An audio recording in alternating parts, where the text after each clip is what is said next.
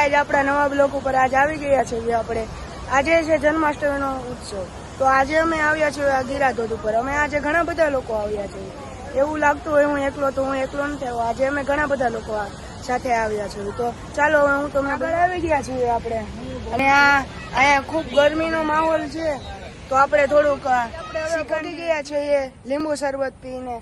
તો અહીંયા આપણે જોયું તો અહીંયા તો ચૂલો પ્રગટાવીને ભજીયાનો પ્રોગ્રામ છે, પણ ભજીયાનો પ્રોગ્રામ એમનામ નથી થયો. એની પાછળ અમે ઘણો બધો ભોગ આપ્યો છે.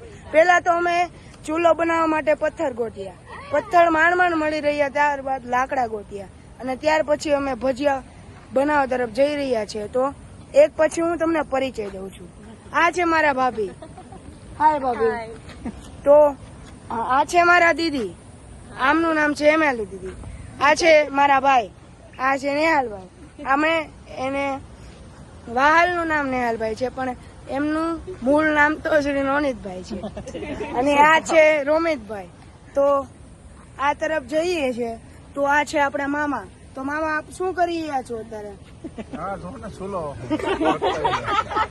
તો આમ જોઈ રહ્યો છો, ખુશીની લહેર જાજી છે. આ છે મારા મામી. તો મામી આપનું નામ કહેશો? સંગીતા. અને આ છે મારા બીજા મામી. તમારું નામ? નિર્મળા. તો હવે આપણે ધીરે ધીરે આગળ વધીએ. તો હવે ખૂણામાં લાસ્ટમાં એક મામા બેઠા છે. એમ તો એમને આપણે મામા કહીશું. તો આ છે ઠાકરસિંહ મામા.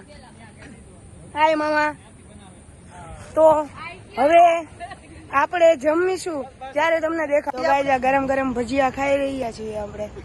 તો આ વરસાદના માહોલમાં ભજીયા ખાવા એ બહુ લાભની વાત છે. તો ગાઈઝ હવે એવું છે કે આપણે હવે નીકળી ગયા છે અને ભજીયા એવા મીઠા હતા કે હજી તેમના હોઠકાર આવી રહ્યા છે.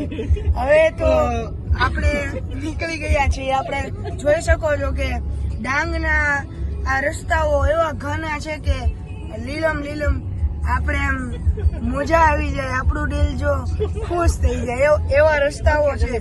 અને રસ્તાઓ જોઈને ખૂબ જ મજા આવે. તો ગાય જોઈ શકો છો આપણે ગાડી ઉપર વ્યૂ લઈ રહ્યા છીએ. ઘણા જંગલ જોઈ શકો છો ગાય. ઉપર તો આ વરસાદી માહોલ છે, પણ નીચે તમે જોઈ શકો છો આ એસી ની લહેર ઘણા બધા લોકો હોય છે.